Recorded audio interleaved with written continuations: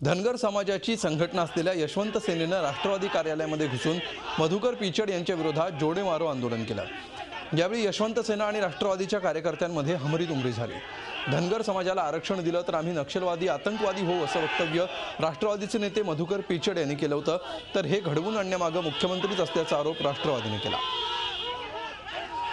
राष्ट्रवादी काँग्रेस पक्षाच्या कार्यालयावर देवेंद्र फडणवीस यांचे गुंड पाठवून गुंडगिरी करण्याच्या कारस्थान या राज्याच्या मुख्यमंत्र्यांनी केलेलं आहे।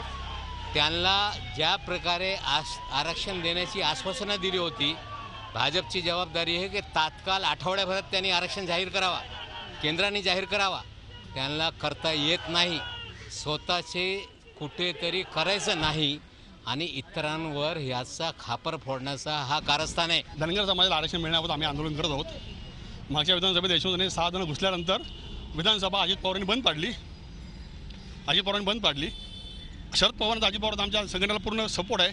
धनगर आरक्षण मिळावं त्यांची इच्छा आहे, पण मधुकर पिचड हा जो विरोध करतोय ह्याचा बोलधनी कोण आहे? देवेंद्र फडणवीस सरकारने त्यांना देशद्रोही गुन्हा दाखल करून त्यांना तत्काळ अटक करावी आणि पवार साहेबांनी ह्या गोष्टीवर आम्हाला स्पष्टीकरण द्यावं। मोदी साहेबांचं सरकार आहे, पण धनगर समाजाचे आरक्षणाचे विषय ते सोडू शकले नाही। त्यांना वाटते कुठेतरी त्यांच्या विरोधात समाजामध्ये एक रोष निर्माण होते। आज राज्याचे मुख्यमंत्री देवेंद्र फडणवीस यांनी स्वतः त्यांचे गुंड पाठवून राष्ट्रवादी काँग्रेस पक्षाच्या कार्यालयासमोर निदर्शनं करण्याची नाटकं केली। त्या गुंडांच्याकडे हत्यारा होते, चॉपर्स होते आणि कुठेतरी या राज्याच्या मुख्यमंत्री या प्रकारे षड्यंत्र करतो।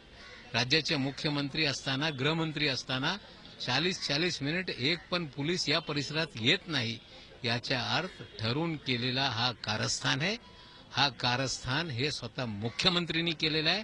आमची स्पष्ट मागणी आहे की जर राज्याचे मुख्यमंत्री असे कारस्थान करत असतील तर त्यांनी तात्काळपणे राजीनामा दिले पाहिजे। झी 24 तास रहा एक पाऊल पुढे।